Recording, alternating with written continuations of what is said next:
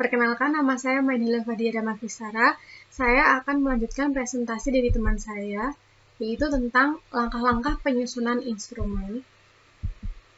Jadi ada 5 langkah penyusunan. Yang pertama ada menyusun spesifikasi instrumen. Yang kedua ada memilih teknik penskalaan. Yang ketiga ada menentukan penskoran. Yang keempat ada melakukan telaah instrumen. Dan yang kelima ada menyusun instrumen.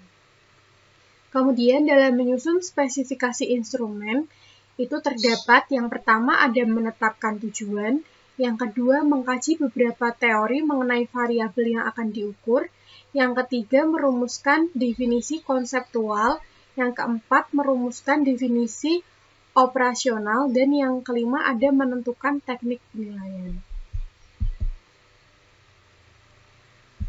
Contoh metode non-tes yang akan kita bahas adalah yang pertama, observasi. Observasi adalah teknik dalam penilaian keterampilan kinerja dan aspek tertentu dari perkembangan sosio-personal. Lebih lanjut, observasi paper dan pensil tes atau tes tertulis, serta penilaian berdasarkan kinerja mengindikasikan bagaimana siswa berperilaku dalam situasi yang sebenarnya. Observasi ini sendiri ada 2 jenis, yaitu yang pertama observasi spontan, yaitu observasi yang dilakukan dengan pengaturan instruksional yang tidak terencana, terjadi secara kebetulan dan cepat terlupakan. Yang kedua ada observasi terencana, yaitu observasi yang lebih mempunyai nilai instruksional yang tinggi, lebih efisien dan memberikan hasil yang lebih objektif. Rentang skala pengamatan yang digunakan untuk observasi biasanya ada selalu, sering, kadang-kadang, tidak pernah, sangat baik, cukup baik, kurang baik, atau masih banyak lagi. Kemudian selanjutnya ada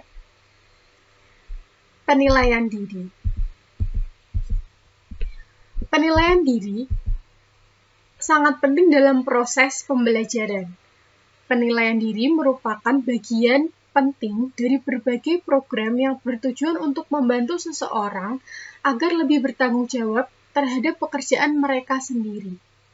Maksudnya bahwa penilaian diri merupakan suatu teknik penilaian yang melibatkan seseorang untuk mengambil diri sebagai tanggung jawab dalam menilai proses dan hasil pekerjaan yang mereka kerjakan.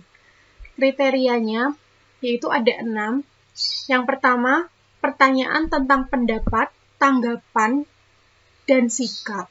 Misalnya, sikap responden terhadap suatu hal. Yang kedua, gunakan kata-kata yang sederhana dan mudah dipengerti oleh responden. Yang ketiga, usahakan pertanyaan yang jelas dan khusus. Yang keempat, ada hindarkan pertanyaan yang mempunyai lebih dari satu pengertian. Yang kelima, hindarkan pertanyaan yang mengandung sugesti. Yang keenam, pertanyaan harus berlaku bagi semua responden. Kemudian selanjutnya ada penilaian antar teman.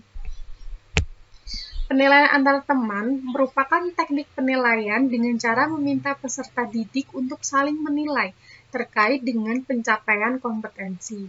Biasanya, para siswa diberikan lembar penilaian yang berisi aspek nama siswa yang dinilai, kemudian ada melakukan misalnya ya atau tidak. Jadi nanti ada suatu pernyataan misalnya setiap pelajaran matematika si A selalu terlambat. Nanti teman lain bisa menilai apakah siswa A tersebut memang selalu terlambat dalam mengikuti pelajaran matematika atau sebaliknya tidak pernah terlambat dalam mengikuti pelajaran matematika. Sekian, selanjutnya akan dilanjutkan oleh teman saya.